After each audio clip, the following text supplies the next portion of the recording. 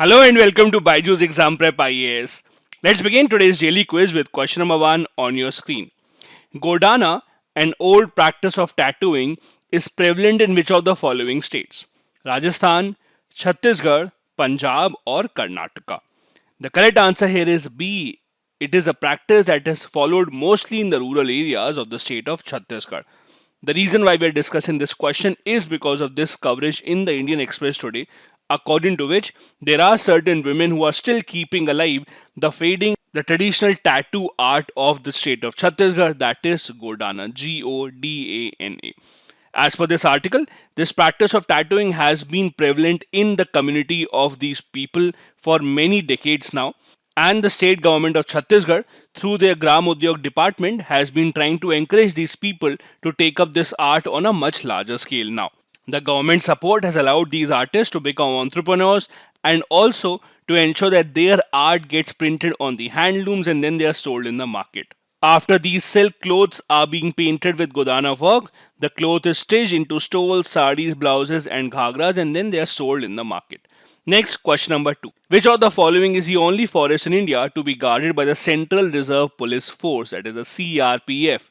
Is it the Barbara Forest? Is it Bekantpur Forest? Is it Molai Forest? Or is it the Saranda Forest? The correct answer here is A. It is the Barbara or the Barbara forest of the state of Odisha, which is well known as Asia's largest teak and sal forest, and that is why it requires special protection and the responsibility has been given to the CRPF. The first paragraph of this article tells you that it is the only forest in India to be guarded by the Jawans of the CRPF. Soon it will be open to the public for the next tourism season that begins from the month of September. This forest is spread over 870 square kilometers and touches three districts of Odisha, including Khordha, Nayagarh, and Ganjam.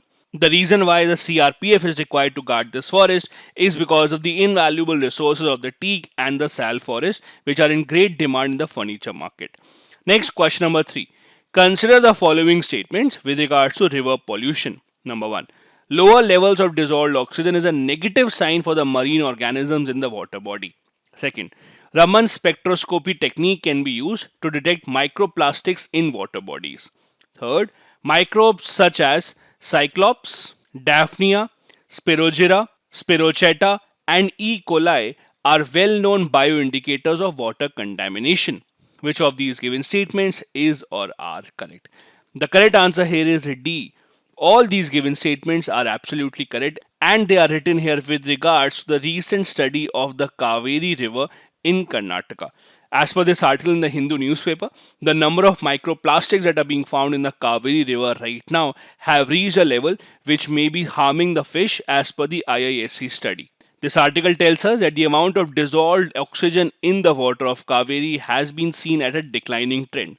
Also, the study used the Raman spectroscopy technique to detect microplastics in the water of Kaveri. These are minute pieces of plastics that are often invisible to the naked eye, and that is why they are required to be seen using this particular technique. Next, question number 4. Arrange the following Indian languages in the decreasing order of the number of people who regard it as their mother tongue as per the 2011 census: Marathi, Bengali, Tamil, and Telugu. You have to arrange them in the decreasing order. The correct answer here is A. We start with Bengali, which is the second most spoken language in India after Hindi. This is followed by Marathi, then comes Telugu, and then comes the Tamil language.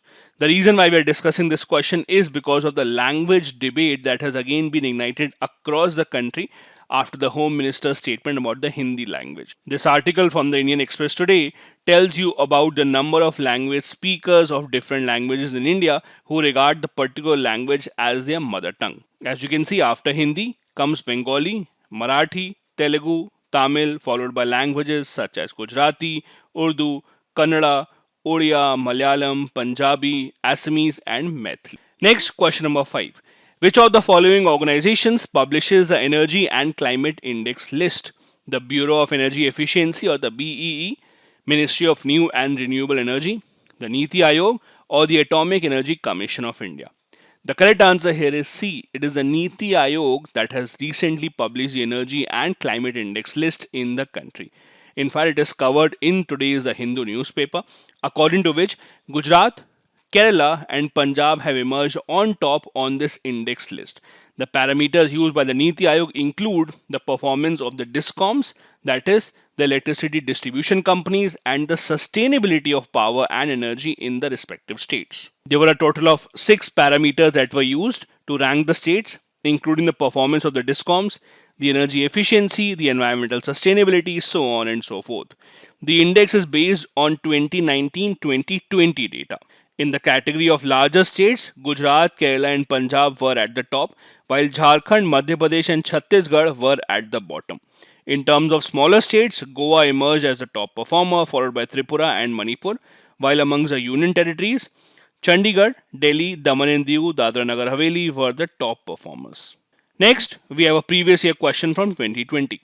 Indigo cultivation in India declined by the beginning of the 20th century because of number 1, peasant resistance to the oppressive conduct of planters. Second, its unprofitability in the world market because of new inventions. Third, national leaders' opposition to the cultivation of indigo. And fourth, government control over the planters. The correct answer here is B. It was because of the new techniques being seen around the world, especially in countries such as Germany, that indigo plantation was not as profitable as it used to be earlier. And that is why the profitability of indigo started to decline, as a result of which the indigo plantation also in the country started to decrease in the 20th century.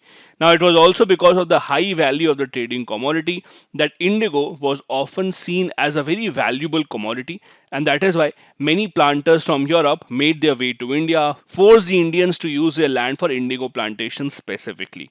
It remained a very successful business all throughout the 19th century, but it started to decline with the beginning of the 20th century, with inventions taking place in countries such as Germany, where there were mechanized processes that were invented for invention of scientific techniques like modern synthetic chemistry, which emerged as a good and a cheaper alternative to indigo.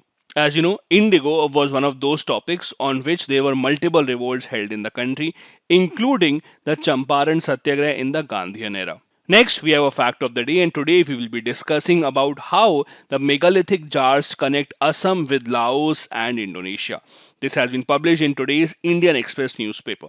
As per the article, there has been a discovery of multiple megalithic stone jars in Assam's Dima Hasao district, which date back to the 2nd millennium BC. As per a study, this indicates a cultural connection between Assam, Laos, and Indonesia, since similar jars have been found in the countries of Laos and Indonesia. These jars were first seen in Assam in 1929 when British civil servants, that is James Philip Mills and John Henry Houghton, recorded their presence at 6 sites in the districts of Dima Hasao. It was followed up by discovery of 2 new sites in 2016, and again 4 more new sites were discovered in the year of 2020. In fact, at one of the sites called Nuchu Bungalow, there were 546 of these jars that were found, which was arguably the largest site of such a kind in the entire world. Now, although the exact dates of these jars has still not been identified, however, the researchers say that there can be a strong connection between the jars found at these places and the ones that have been found in Indonesia and Laos. Another point of view is that they can be linked to the mortuary practices, because there were stone jars that were found in Laos that had certain human skeletal remains inside of it, and they were buried inside the ground. As the time passes, we will see more details being published about this discovery. Now, before we end this video, there is a certain clarification that we would like to issue for one of yesterday's question in the daily quiz, which was regarding the border security forces. Now, if you can see in this question, statement 2 and statement 4 have certain contradictory details here.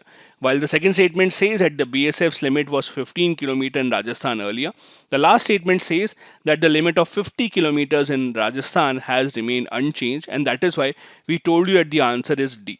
Now, the reason why we made this question, or the source from where we made this question, was yesterday's Hindu newspaper. If you see this snippet of the Hindu newspaper, all the statements here have been taken verbatim from this particular article of the Hindu newspaper. Now, this was the source of our question. Every single word has been taken from here. However, it may be an issue of the Hindu editorial staff committing a mistake in this particular article, because at most other sources, Rajasthan's earlier limit also has been defined as 50 kilometers only, and not 15 kilometers as mentioned here and as mentioned in the Hindu newspaper.